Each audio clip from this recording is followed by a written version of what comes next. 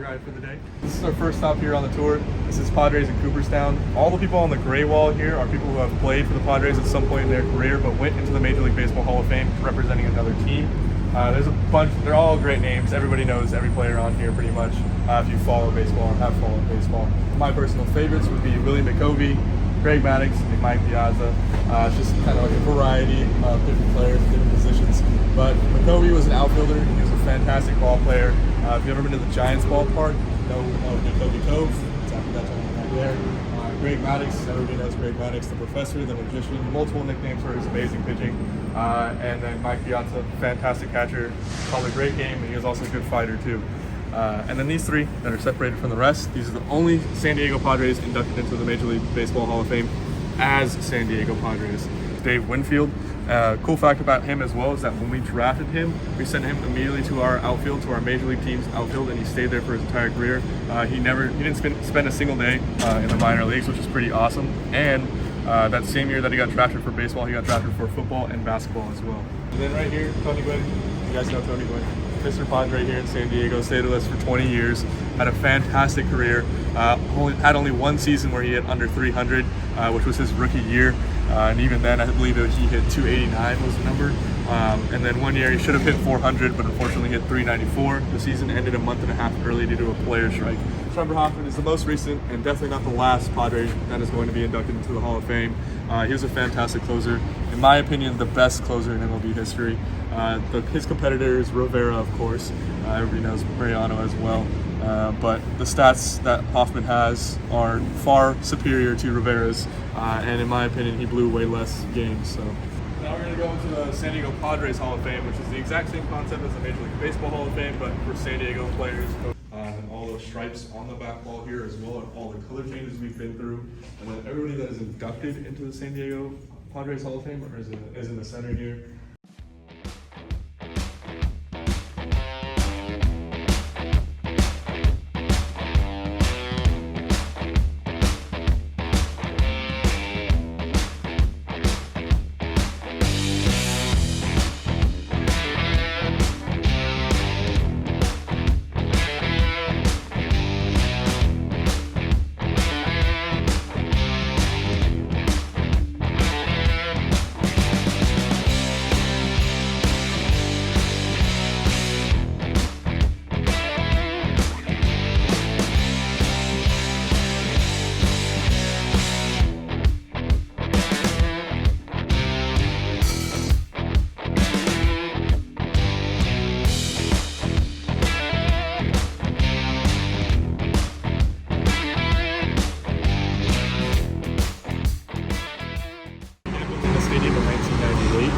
We finished in 2004. Our first game was played on April 8th in 2004, which was about mid-season. The fans just really wanted to come to the stadium and play a game and see a game here, so we were like, yeah, you know what, let's do it.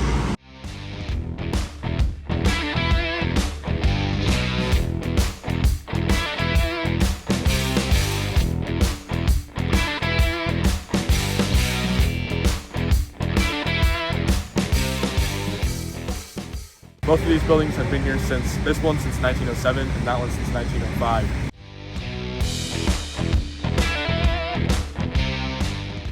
So notice on Suite 16 there, we have the Viasat logo on there. That company actually owns that suite. Multiple companies own suites throughout this entire level here, but the rest are open to the public, so if you just see a regular SD on it, it's open to the public. So you can either purchase for a single game use or for a full season. If you do purchase it for a whole season, my recommendation is to put a down payment on the house instead. If you want to do it for a single game though, it's well worth it in my opinion. When it comes to it, the pricing of it runs from about $1,900 to $2,100. This suite is our smallest suite, but this is what they all are going to look like. They are renovating all of them right now, but this is what they plan to all look like. Very nice. 20 people for $2,000, which is about the average price.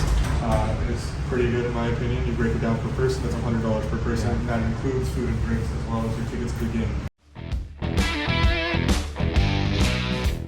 So this gentleman right here, this is Jerry Coleman. This is a nice display they put up here in this area after he passed away, unfortunately.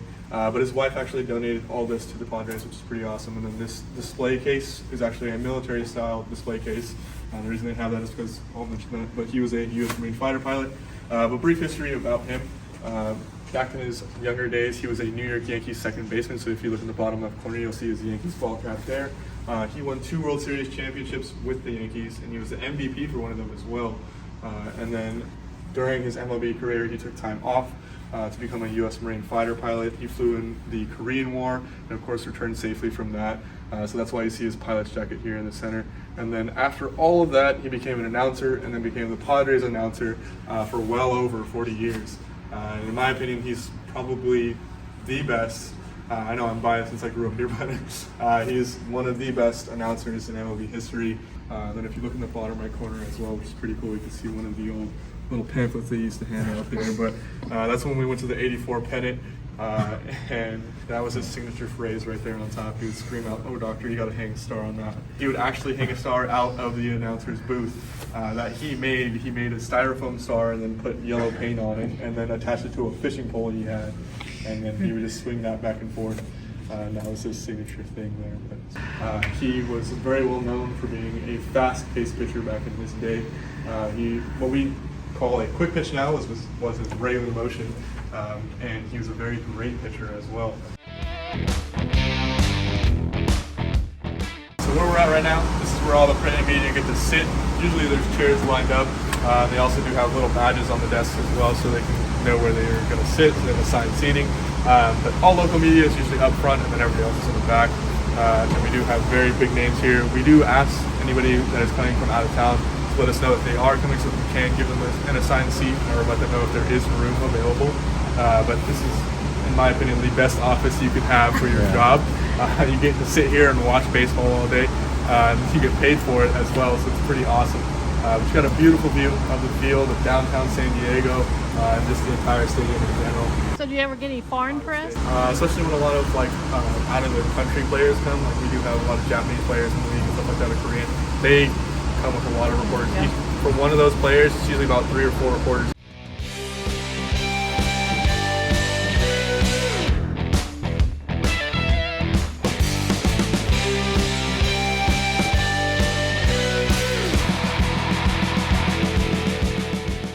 Gallagher Chairman's Club. It's one of our nicer clubs here at Petco Park. It's not the most expensive one, but it's recently built, so it does look very, very nice. This was built in preparation for the 2020 season, but unfortunately no fans attended that season. So this is actually the first year that people who purchased these seats were able to use their actual seats, which is pretty awesome. Where they sit for the game is outside there. There's 48 seats available, so there's 30 people in this club. But they get access to this entire area, which is pretty awesome. They have their own private chef that is here, private chefs, so it's 2 chefs that are over here during every single game, and they prepare a full menu for them, full different menus from what's served here at the ballpark. And it's served, usually what's served is things like steak, fancy meals, seared steak, ahi, and all that good stuff, fish, lobster, anything you can think of that you can get at a nice fancy restaurant. That is what they cook up here, which is pretty cool. But if you don't want that, there's multiple waiters and waitresses inside here as well that'll go and get you whatever you want inside the ballpark. So if you want a hot dog or a hamburger instead, they'll go and get it for you at no extra cost, which is pretty cool. There's also unlimited food, unlimited drinks, and unlimited alcoholic drinks as well. There's a cool little service included with this club. You get your own private parking space directly across the street. So you park your car there, you'll come into the stadium, and you'll come here to your seat. But if you drink too much alcohol, you get Ubered home, which is pretty awesome. And they'll Uber you back out in the morning to come pick up your car. So there's a nice little Uber service included here, which was recently added on as well. But yeah, it's a pretty cool little amenity they got. And of course, their seats are one of the best places to sit in this ballpark. You can go out here and see their beautiful view that they got.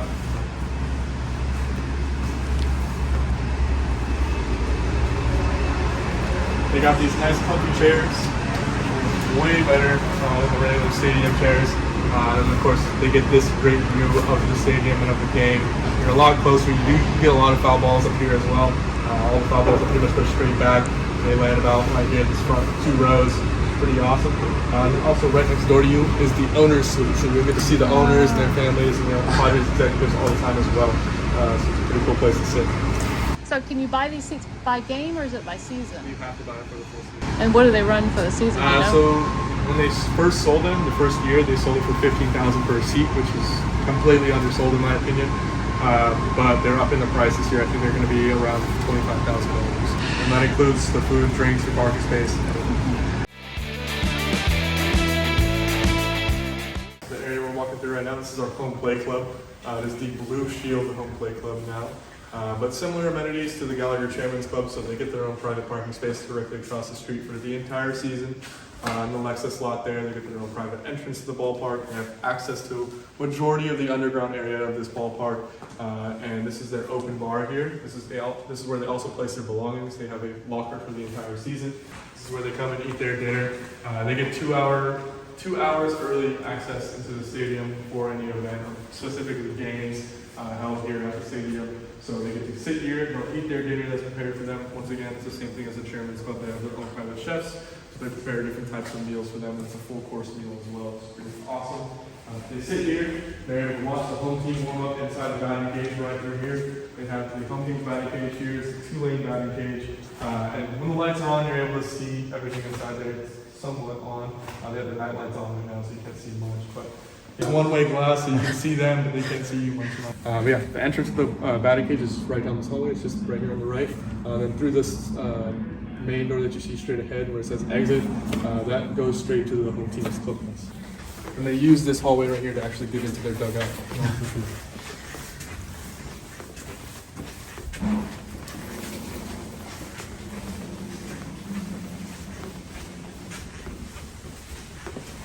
So this is another area that they have access to. That is another just lounge area. It's also usually where they have their dessert bar as well. So once again, unlimited food and drinks in this entire club. So they go down there for their dessert. It's pretty awesome. You keep walking down this hallway here. Some bathrooms.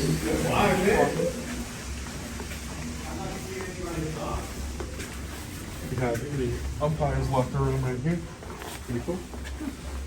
And they use this tunnel here. This is where the home play club gets to sit. So all the seats that are covered up right now, that is where they sit.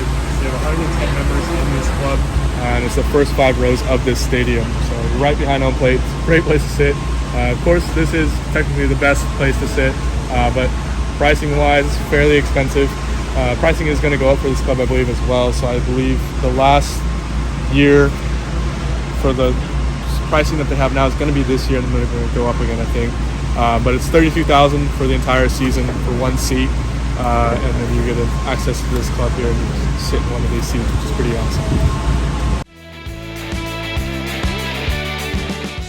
Bullpen, that one goes out to the bullpen that is right under the National University sign. This is to let pitchers that they need to warm up or anything like that. Relief pitchers specifically, or the closer. Then we have replay, that goes to the replay person, which is in the clubhouse that they have here. And then they have the press box, which goes up to the press box, which is what we were in earlier, which is right up there. And they use the press box to let the press know pretty much if they're trading away anybody or if somebody gets hurt during a game, they let them know what happened.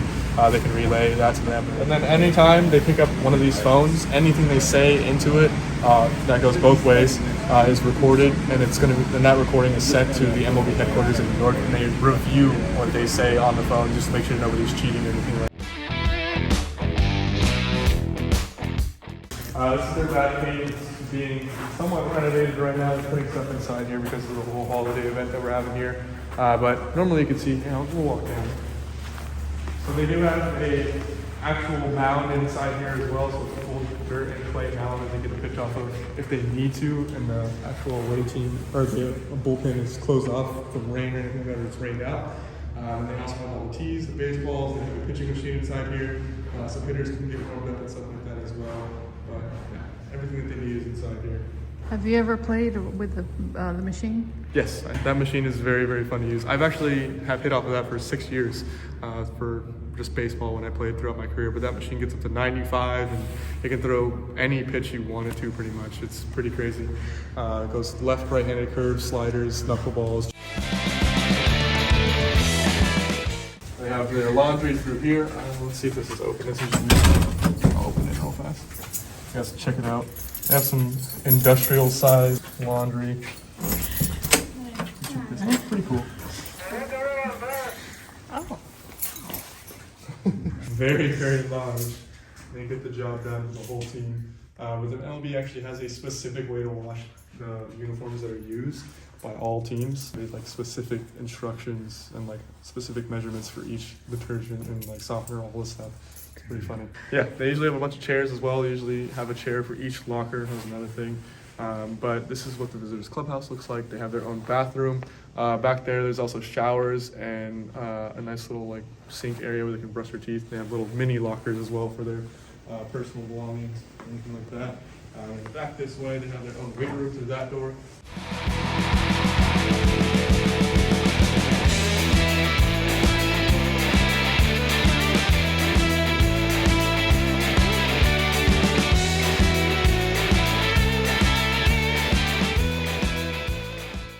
So this just got closed off this year. I don't know why they closed it off.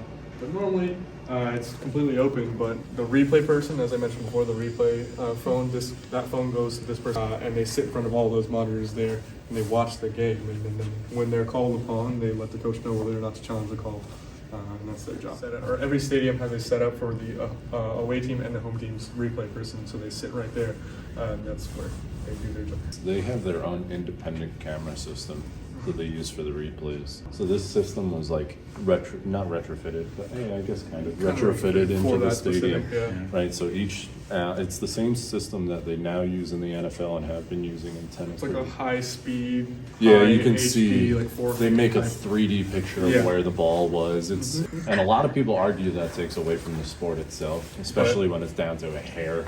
Yeah. And there's also, there's the counter argument. Yeah, because what did they do? It could save your team. It could save your team too. I mean, what did they do 50 years ago when they didn't They just have said, that? "Oh, I think it's out." You're out. Pretty much. He's my friend. Yeah, with the normal rules, like if you ever umpire in Little League or something like that, all the umpires talk like, oh, did anybody else see the play other than the person who called it? And then if somebody did, they're like, oh yeah, I think he's safe or I think he's out. And that's pretty much what it comes down to if you don't have cameras. But do they argue about it now more than they used to? I mean, they want to see the replay, and if the umpires feel that they need to see a replay, they'll go to it. Or if the coaches call for it, they'll go to it. But sometimes they're like, "Oh, are you sure that was the call?" And they can kind of talk about it a little bit too, because it's the umpire's job to still do that. So if there's no play going on at the base that they're watching, they can watch what's going on, like going on at first base or at home or anything like that, and they can also offer up their advice. But that would slow down the game too. This person in here is working really diligently, so it's as quick as it's very quick. Give them a call. Hey, hey, do I need to replay this? He'd be like, nah, he was out. Don't even bother. 30 seconds to a minute. Yeah. No more. After he does his analysis in here, they call him New York. Yeah, where and the New York headquarters has is for everything MLB. replayed too. So. And they'll confer. If there's not enough evidence, is what they call it, there's not enough evidence to overturn the call or something like that, then they'll just go with the call, whatever was called on the field. Substantial evidence. Yeah, it has to be substantial evidence to overturn the call or change the call. Inside here is their weight room. They got everything they need inside here. Yeah. And then also their training room. The physical therapists, all of them, they'll stretch them out, massage players, take them up and everything, that's where they go. And where we're at right now, we're now officially under the stadium. So this is where everything goes on behind the scenes pretty much. Petco Park, they did one heck of a job of keeping everything kind of hidden away. So a lot of the electrical work and a lot of like the plumbing, majority of it's under the stadium, so it's not actually seen by any of our guests. They did it on purpose because nobody really wants to come to a stadium to see a bunch of wires hanging around or anything like that, or a bunch of pipes. So they did it all under the stadium, which is pretty crazy. But all the wiring we have in here can actually stretch from here all the way to Texas, to I believe San Antonio, Texas. So about 3,000 miles. We have a lot of wiring in here. Same thing with the piping and everything like that. It can stretch very, very far if you stretch it all the way across the United States. But yeah, pretty awesome. And along this wall here, we're back to the home plate club. But along this wall here, we have all of the opening day lineups from when we first became a major league team, 1969, all the way to current. So this keeps going all the way down this hallway here. And it has every single opening day lineup along with any awards won for players if they got voted into the All-Star game or won any Rookie of the Year or Cy Young or Golden Glove or anything like that. It's all put under there. It's pretty cool.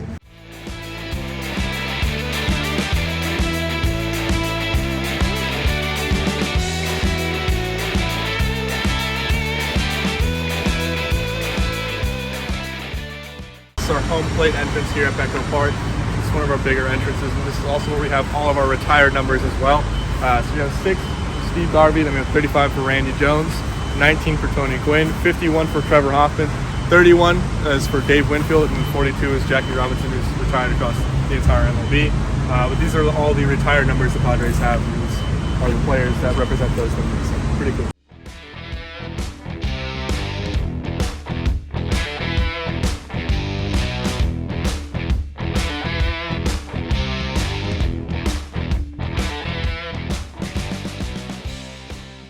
That way is beer row, is what a lot of our guests call it. That's where we have a majority of the alcohol served here at Petco Park, just along that row there. And we are very well known for the alcohol served here at Petco Park as well. San Diego is a U.S. microbrewery capital. We have just over 500 breweries here in San Diego County. That includes beer, whiskey, multiple wineries as well. But the biggest names here in San Diego would probably be Ballast Point. That's probably the biggest name for beer here in San Diego. And then also Stone, we have 805, Cross, very multiple big names that are from San Diego that have branched out across the U.S. and made a name for themselves when it comes to breweries. Another cool fun fact about Petco Park and its fans as well. Back in 2019, we were ranked third overall for the most alcohol served throughout the entire season. So that's pretty cool. Number 1 was Boston, if you guys are wondering. They served the most. Number 2 was the Yankee Stadiums there, right under them there. Then it was the Padres, and then after us, I believe it was Angel Stadium or Dodger Stadium. Dodger Stadium, then Angel Stadium, and then I think it was the Brewers, which is pretty funny. They're like 700.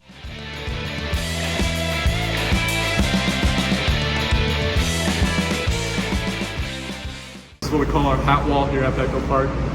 And these are all the high schools here in San Diego that participate in CIF baseball and softball. And then also all the winners from past year, past season, 2021 baseball and softball champions. They put this banner up to display that there. And they also put the All-Star game that is in the center there as well. Pretty cool. But Open Division is the best division you could be in, essentially, for sports here in San Diego. That means you're the top 10 school for whatever sport you play in San Diego County, which is pretty awesome. And Division 1's the next best, 2, 3, 4, and then 5. But baseball here and softball are both extremely competitive here in San Diego.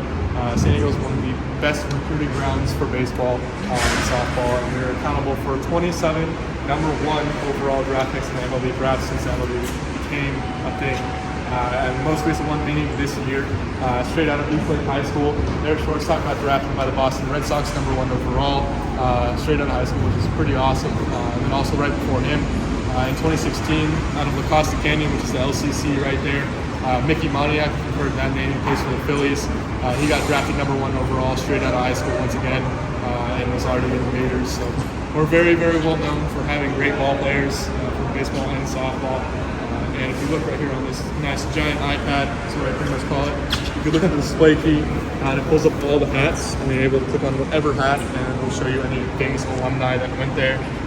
So at LCC, they had Moniak. Biggest powerhouses would probably be Eastlake, Grossmont. LCC is also very, very good. Rancho Bernardo, which is this school here. Cathedral Catholic is another one that's very good. This school is a private school. They're actually allowed to recruit, which is pretty crazy too. St. Augustine's is another private school. These are the 2 biggest ones. They are all allowed to recruit. But even if since they are allowed to recruit, it doesn't really diminish any competition. All the schools here in San Diego County are extremely competitive and very, very good. So whatever school you go to, it's going to be competitive. So Torrey Pines there, you see there.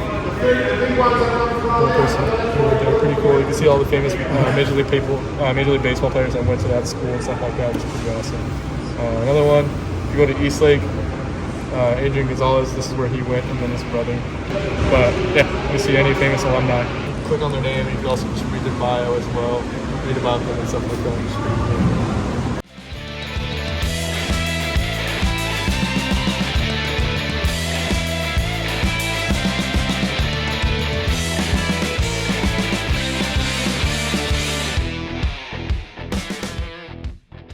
Breitbard Hall of Fame. This used to be in the San Diego Hall of Champions, which was a museum in Balboa Park. Unfortunately, that museum is no longer here in San Diego. They went out of business. They stored away and also sold a lot of the sports memorabilia that was inside the museum. But this is a rich part of San Diego's history. All of these athletes are from San Diego and they became famous for whatever sport they played. So we have every sport you can pretty much think of. All people that are from San Diego and playing for the Padres, that ball right over there. So you guys can go take a look at that. But some other notable names, we have LaDainian Tomlinson, Junior Seau, Reggie Bush, Leroy Glover, Marshall Falk, the Boone brothers. Tony Hawk is on this wall over here. We have David Wells is over here. He's from San Diego. Hoffman's from over here. Is over here. Ted Williams. We got, Dave Roberts, that was another one. He's also from San Diego. He coaches for the Dodgers now. So we call him a trader. But yeah, very notable names here. And the most recent inductee as well is Rob Machado. So you'll see his name, and we have a bunch of blank spaces available as well for people that are going to be inducted, coming